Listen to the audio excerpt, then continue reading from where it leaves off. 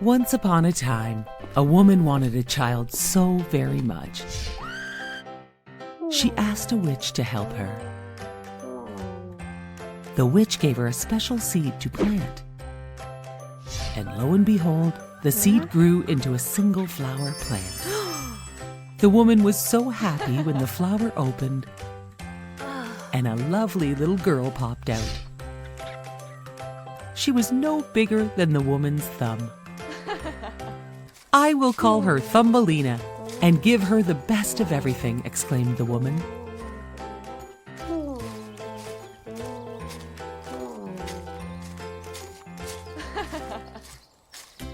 One night, as Thumbelina slept in her walnut shell bed, a mother toad hopped in and snuck away with Thumbelina in her bed.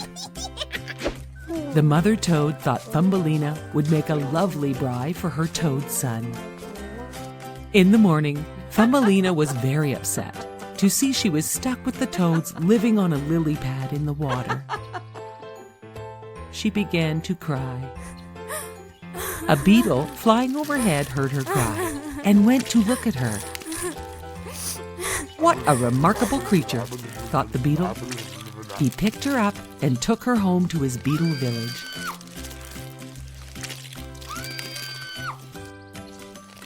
The other beetles did not think she was very remarkable, and they told her to go away.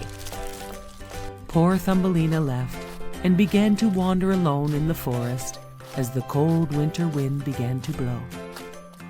As she wandered, she stumbled upon a small hole. A small field mouse found Thumbelina and offered her a home for the winter in exchange for helping around the house.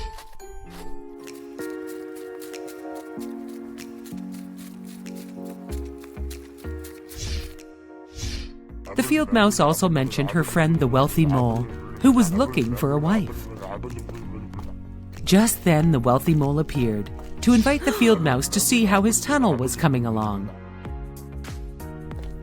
Thumbelina followed along and was surprised to see a frozen swallow sticking out of the tunnel.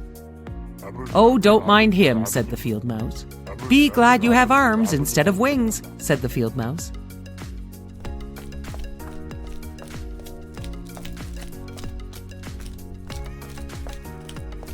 That night, Thumbelina went back to where the swallow was. She was surprised to hear a faint heartbeat while listening to his chest. She put a grass blanket around him and hugged him close. Soon the sparrow was awake. "Where am I?" "You have saved me. However can I thank you?" chirped the sparrow. Thumbelina promised to nurse him back to health until he was strong enough to fly away. Meanwhile, the field mouse and the mole were making wedding plans, which Thumbelina wanted no part of. The swallow got better and asked Thumbelina to fly away with him, but Thumbelina stayed. The mole arrived to marry Thumbelina, but she did not want to be his wife or the field mouse's maid. "Oh, why did I not fly away with the sparrow when I had the chance?" wondered Thumbelina. Just then the sparrow landed and said, "Better late than never," and scooped up Thumbelina and flew her to a magical land, full of clear water, powdery beaches, and beautiful flowers. The swallow lowered her on a daisy and flew away. Thumbelina noticed a handsome young man perched on a nearby flower. He had transparent wings and a gold crown, and he was just about the same size as Thumbelina. Their eyes met and they fell in love instantly. "I am the king of the daisies," said the young man, as he gestured towards the little winged lords and ladies who peeked from behind all the flower petals. "Would you be my queen?" asked the king as he kissed her hand. "I would be honored to be your wife," said Thumbelina. She was presented with transparent wings just like the king's. All of the king's lords and ladies planned the most beautiful daisy-filled wedding. Thumbelina married the king in the most beautiful garden wedding the kingdom had ever seen. The king and Thumbelina flew into the cloudless blue sky and lived happily ever after in their beautiful flower castle.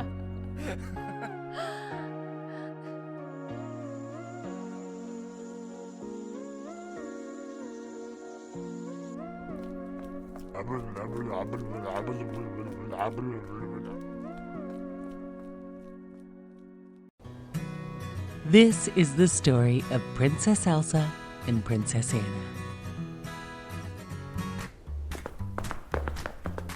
When they were little girls, they were best friends. Princess Anna was one of the only people in the world that knew Princess Elsa's secret. Elsa had the special power to make snow and ice. One night, Elsa used her secret power and filled the grand ballroom with snow so the sisters could play.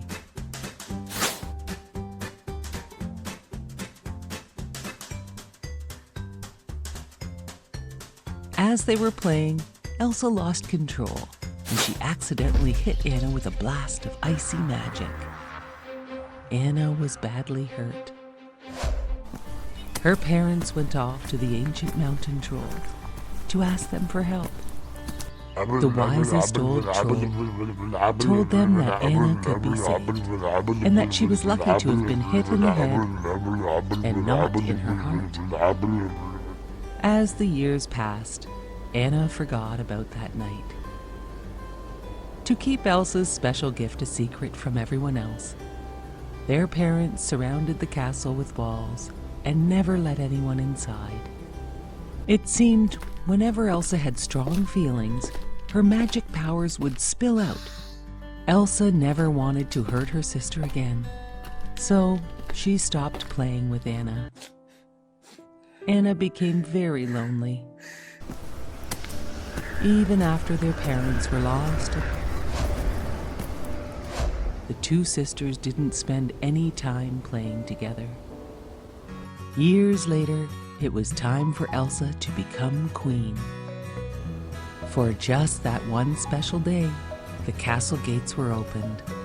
Hundreds of guests attended Elsa's coronation ceremony. Elsa worked very hard the whole day to hide her feelings and special powers. At the party, Anna danced with a handsome prince. He made her heart flutter. They fell in love and decided to marry. Elsa thought this engagement was a bad idea. Anna could not believe her sister, and they started arguing. As Elsa lost control and started to shout, her secret power was exposed. As ice shot from her hands, everyone stared in shock. Now they all knew her secret. Elsa ran out of the castle and fled to the mountains. It was summer, but Elsa's power had created a terrible winter storm. Anna felt terrible and ran off to find her sister, despite the bad winter storm. She met a magic snowman along the way named Olaf. Olaf knew where they would find Elsa and agreed to help. Olaf led Anna to a beautiful ice palace that Elsa had created with her powers. Inside, Anna found Elsa and told her about the terrible storm. Anna told Elsa she must come back and help, but Elsa did not want to hurt anyone, and they started fighting about her return. As they fought, a wave of magic burst from Elsa and struck Anna in the heart. Elsa knew what she had to do. She had to find the trolls and ask how to reverse the magic which was now freezing her sister. Olaf agreed to help. Elsa and Olaf found the ancient mountain troll, and he said, "Only an act of true love can thaw Anna's frozen heart." Elsa brought Anna back to their parents' castle to find the prince Anna was to marry, as he could save Anna with his true love. He laughed when he saw her and threw the sisters in the dungeon. "I only pretended to love her to get the castle and kingdom," said the prince. Afraid and locked in the dungeon, Elsa looked at her frozen sister. All of a sudden, the prince came in with a sword. He swung it at Anna, and the sword shattered on her frozen body. Elsa grabbed her and held her frozen sister tight. And suddenly, Anna began to thaw. As Olaf watched them, he remembered the wise old troll and what he said. An act of true love will thaw her frozen heart. The two sisters' love had saved them and their kingdom. They were best friends again. Even in the summer, Elsa always made Olaf snow so he could never melt. And now the castle gates were wide open. The evil prince was long gone, and they all lived happily ever after. Once upon a time in the city of Paris, a young man lived in the bell tower of the Notre Dame Cathedral. He was strong enough to ring the church bells. He was also very gentle, gentle enough to hold small birds in his hands. His only friends were the gargoyles. They did not mind that he had a hunchback and a face so ugly that his evil, cruel master named him Quasimodo, which means half-formed. Quasimodo knew nothing of the world below him. He only knew what his master told him. His master even taught Quasimodo to think of himself as a monster. Quasimodo wanted to join the crowds below him on the streets of Paris so bad, but his master would never let him leave. Quasimodo spent his days carving small wooden figures, wishing he could see the whole world below. Once a year, Paris celebrated the Festival of Fools. The gargoyles convinced Quasimodo to climb down the tower and attend the festival. Everyone wore masks at the festival, so no one would pay attention to Quasimodo's looks. Quasimodo went to the festival and saw the most beautiful gypsy dancer, Esmeralda. The master's newest soldier, Captain Phoebus, saw Esmeralda and also thought she was the most beautiful. All of a sudden, the crowd grabbed Quasimodo and made him king of fools, until they found out his face was not a mask. He was a monster. They tied him down with ropes so he could not escape. Quasimodo begged his master for help, but he refused. All of a sudden, the beautiful gypsy Esmeralda cut Quasimodo free and yelled at his master. "You mistreat Quasimodo like you mistreat my people," Esmeralda said.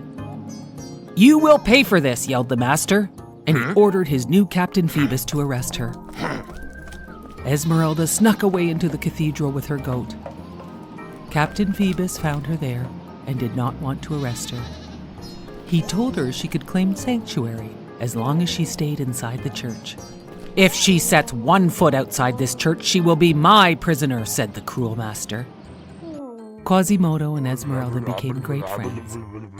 Quasimodo was confused because the master had told him how bad gypsies were, but Esmeralda was kind and good. And she did not think Quasimodo was a monster at all.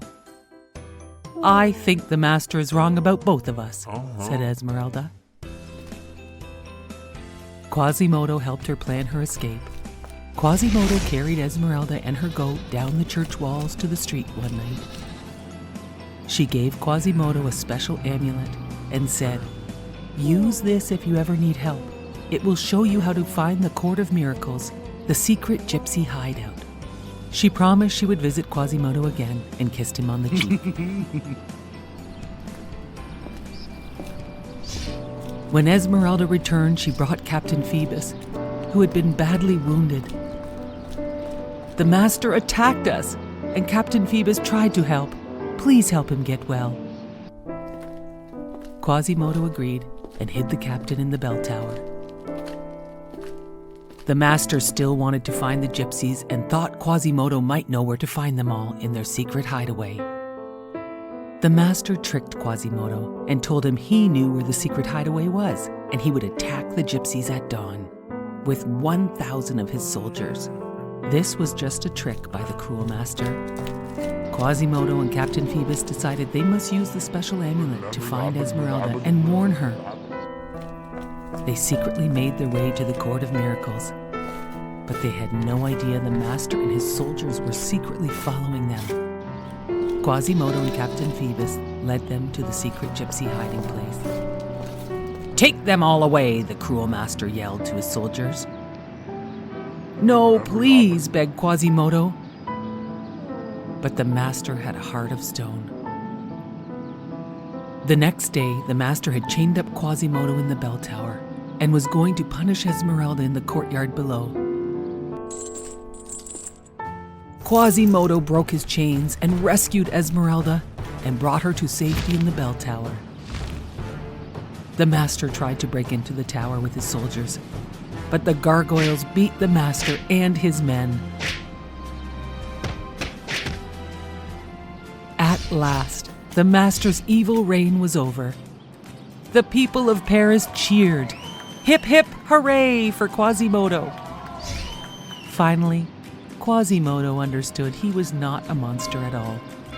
But to the people of Paris, he was a great hero. Simba the lion carried a heavy burden for such a young lion, as he thought he was responsible for the death of his father.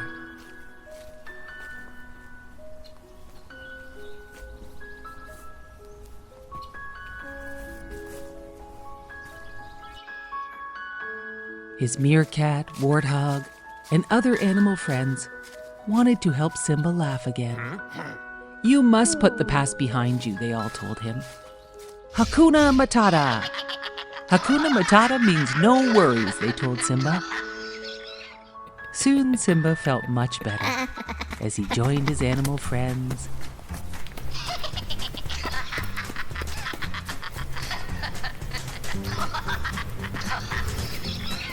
Swimming in the river and enjoying nice long days. As long as Simba did not think about his father's death and the painful memory of his Uncle Scar, telling Simba that he was responsible for his father's death. Scar had told Simba to run away. Simba felt like he was always running away. One day, while playing, a beautiful lioness chased Simba's friend the warthog.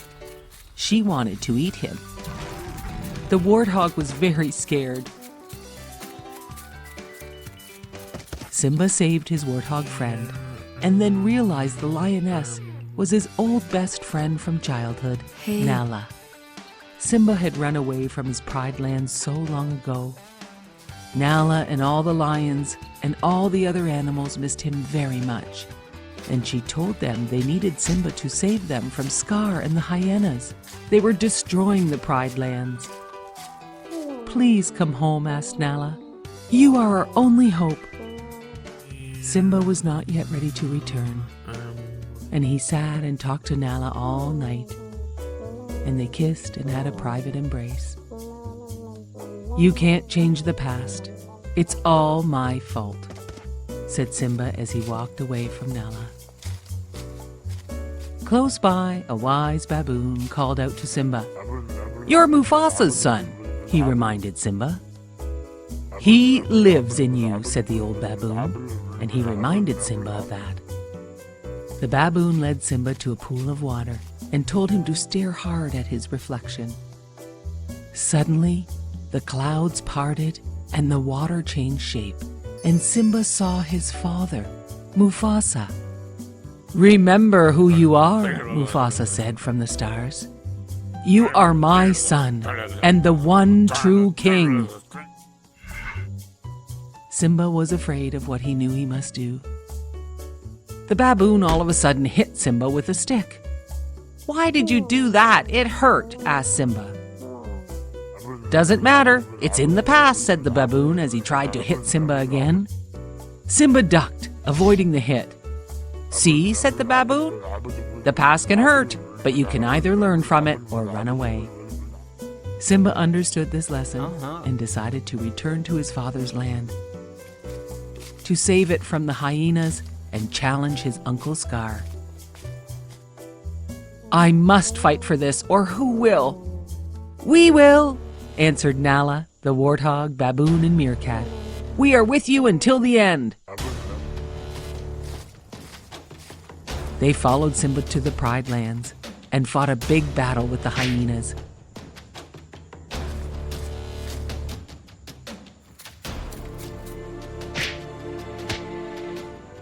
Simba fought his evil Uncle Scar. Scar admitted, "I killed your father, Mufasa." When Simba heard this, a great anger surged through him. Anger for the death of his father. Anger for years of guilt. Anger for the destruction of his home, the Pride Lands. With a great roar, Simba flipped his uncle over the rock. Scar was defeated. Simba roared and finally claimed his rightful place as king.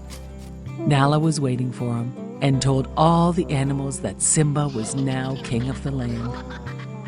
As news of Simba's return spread across the vast land, all of the animals once again roamed free. The land began to heal, and Simba and Nala ruled as king and queen.